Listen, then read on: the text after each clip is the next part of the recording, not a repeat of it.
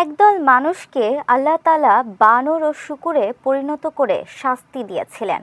পবিত্র কোরআনের একাধিক সূরার বেশ কয়েকটি আয়াতে এই ঘটনার উল্লেখ রয়েছে।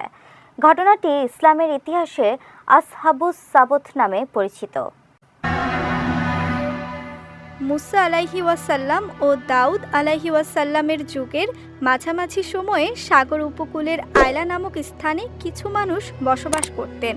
সেখানকার বাসিন্দারা মাছ শিকার করে জীবিকা নির্বাহ করতেন। সে সময় বনি ইসরায়েলের সাপ্তাহিক ইবাদতের দিন নির্ধারণ করা হয়েছিল শনিবার। এদিনে তাদের ওপর বিভিন্ন বিধিনিষেধ আরোপ করা হয়। সেই ধারাবাহিকতায় এদিন তাদের জন্য সাগর থেকে মাছ ধরা নিষেধ ছিল। আল্লাহর বিধান হিসেবে তারা সপ্তাহের বাকি দিনগুলোতে মাছ ধরলেও শনিবারে আল্লাহর ইবাদত করতেন। এক সময় আল্লাহ তাদের পরীক্ষায় ফেললেন। শনিবারে মাছ শিকার না করার কারণে দেখা গেল সমুদ্রের তীরে বিপুল পরিমাণ মাছ এসে জড়ো হতে থাকে। ফলে কিছু অবাধ্যরা লোভ সামলাতে পারেনি। তারা শুক্রবারে জাল ফেলতো বা গর্ত করে রাখত। শনিবারে মাছ এসে সেই জালে বা গর্তে আটকে গেলে রোববারে এসে তারা তার শিকার করে নিত। পরে দেখা গেল অনেকে শনিবারই প্রকাশ্যে মাছ ধরতে লাগলো, যা ছিল সরাসরি আল্লাহর বিধানের লঙ্ঘন। সমাজের ভালো মানুষগুলোর কথাও যখন অবাধ্যরা শুনল না, তখন আল্লাহ তাদের প্রতি ভীষণ ক্রুদ্ধ হয়ে তাদের বানর ও শূকরে পরিণত করলেন।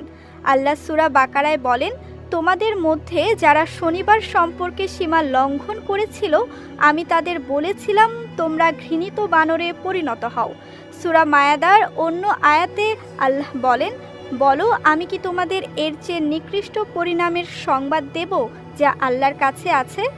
যাকে আল্লাহ লানত করেছেন এবং যার প্রতি ক্রোধান্বিত হয়েছেন, আর যাদের কাউকে তিনি বানর ও কাউকে শূকর বানিয়েছেন।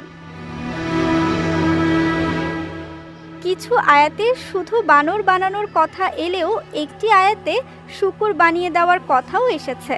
কাতাদা রহমতুল্লাহি আলাইহি বলেছেন, তাদের যুবকদের বানরে এবং বৃদ্ধদের শূকরে পরিণত করা হয়েছিল, আর শাস্তি পাওয়ার পরও তারা নিজেদের আত্মীয় স্বজনকে চিনত এবং তাদের কাছে এসে অঝরে অশ্রু ঝরাতো।